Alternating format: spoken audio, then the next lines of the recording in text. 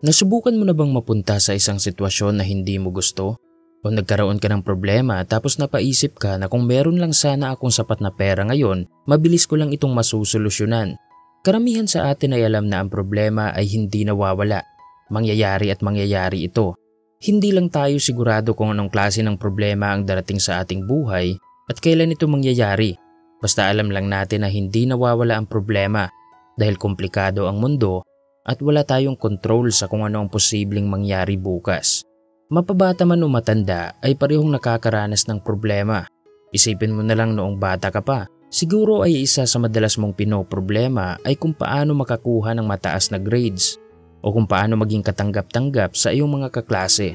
At ngayong matanda ka na, ang common na pinoproblema mo naman ay kung paano makahanap ng magandang trabaho, kumita ng malaki, at makabili ng mamahaling bagay para magkaroon ng mataas na status sa lipunan. Dito natin maiintindihan na habang tumatakbo ang panahon, hindi nawawala ang problema, kundi nag-i-evolve lang ito o nagbabago ng anyo.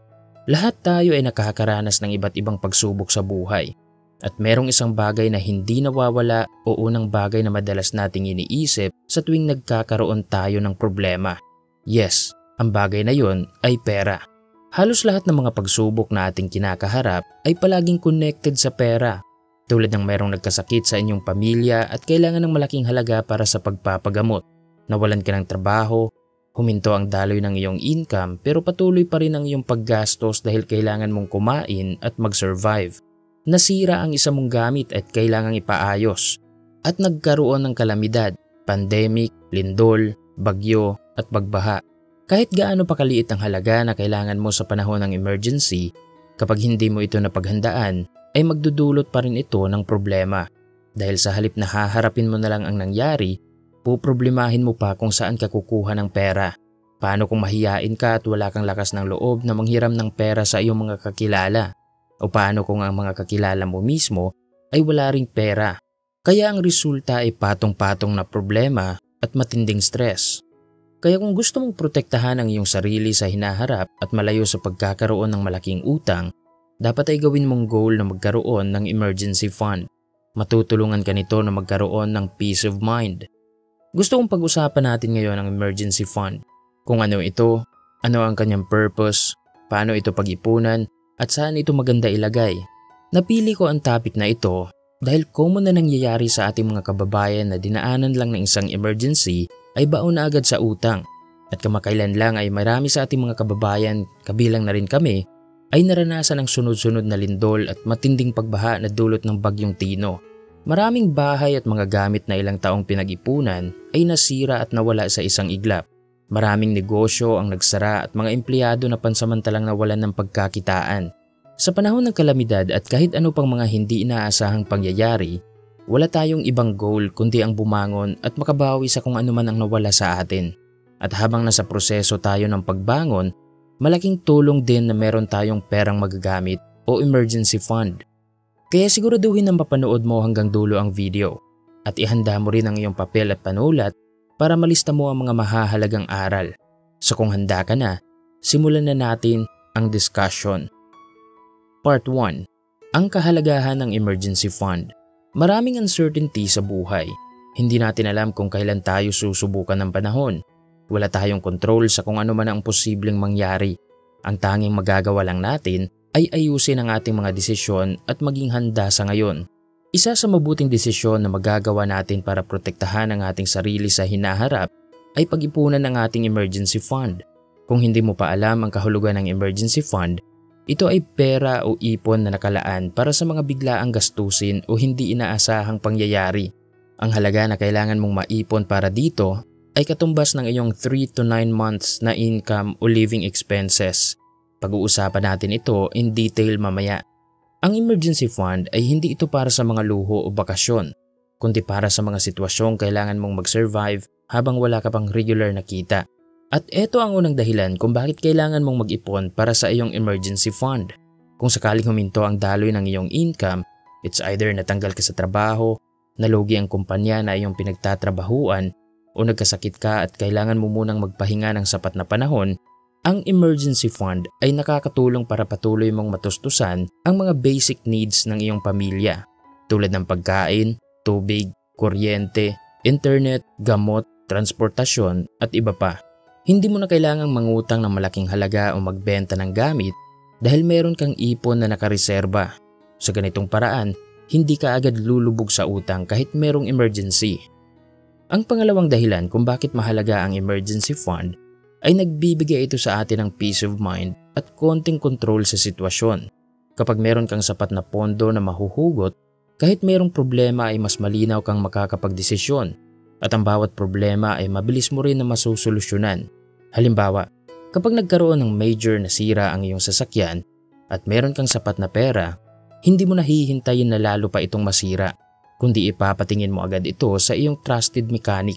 Aalamin kung ano ang sira, papalitan at itutono ang mga nasirang pyesa, at pagkatapos ay makakapagmaneho ka na ulit ng maayos. Ganito rin ang mangyayari kung sakaling nagkasakit ka. Agad kang magpapatingin sa doktor, bilhin lahat ng mga gamot na kailangan at magpapagaling. Ang taong may emergency fund ay mas kalmado dahil handa siya at alam niyang meron siyang perang magagamit. Sa madaling sabi, ang emergency fund ay hindi lang tungkol sa pera, kundi tungkol sa pagkakaroon ng kumpiyansa sa sarili at malayo sa pagkalubog sa utang. Ngayon na alam mo na ang purpose at kahalagahan ng emergency fund, kailangan mo namang gumawa ng strategy at mga aksyon kung paano ito pag-ipunan. Kung interesado kang malaman, magpatuloy ka sa panunood. Part 2. 3 steps kung paano ipunin ang emergency fund. Ang unang step ay gumawa ka ng malinaw na target. Ang recommended na halaga na kailangan mong maipon sa iyong emergency fund ay nakadepende sa iyong sitwasyon o estado mo sa buhay. Pwede mong gamiting guide ang 369 rule sa pagkwenta ng iyong emergency fund. Mag-iipon ka ng katumbas sa iyong 3 months na mga gastusin kung single ka, merong steady income, walang malaking utang tulad ng mortgage at car loan, at walang dependents. Halimbawa, kung ang monthly expenses mo ay 20,000 pesos, ang iyong target savings ay 60,000 pesos. Magagamit mo ang perang ito bilang safety net. Ang kagandahan kung ganito pa ang estado mo sa buhay ay mabilis ka lang makakapag-ipon dahil wala ka pang malaking responsibilidad. Kaya mahalagang i-take advantage mo ito. Pero kapag meron ka ng pamilya, pareho kayong may steady income ng iyong partner, merong malaking utang na binabayaran at merong dependents, kailangan mo ng taasan ang halaga na dapat niyong maipon sa emergency fund. Dapat katumbas na ito ng inyong 6 months na income o gastusin. Kung wala ka namang steady income, merong dependents at nag-iisang kumikita sa pamilya, kailangan mong pagsikapan na makaipon ng katumbas sa iyong 9 months na income o mga gastusin. Ang pag-alam mo pagkwenta kung magkano ang kailangan mo sa iyong emergency fund ay madali lang gawin. Ang challenging na parte sa pag-abot ng goal na ito ay kung paano disiplinahin ang iyong sarili na maging consistent sa pag-iipon at umiwas sa mga gastusin na hindi mo kailangan. Kung maliit pa ang kinikita mo ngayon, kailangan mo pa ring mag-ipon at itabi ang halaga na kaya mong maipon. Kahit 1,000 o 500 pesos lang tuwing sahod ay ayos na yan. Ang mahalaga ay meron kang nasimulan. Pero kailangan mo ring trabahuin na mapalaki ang iyong income. Maghanap ka ng ekstrang mapagkakitaan para madagdagan ang iyong income at dagdagan ang iyong monthly savings. Ang pangalawang step kung paano ipunin ang iyong emergency fund ay ilagay ito sa hiwalay na account. Kapag nag-iipon tayo sa ating emergency fund, mahalagang pag-isipan din nating mabuti kung saan ito maganda ilagay. Dahil hindi lang sapat na meron tayong ipon, kailangan din natin itong ilagay sa tamang lugar na kung saan ligtas, madaling ma-access at may konting interest habang hindi pa ginagamit.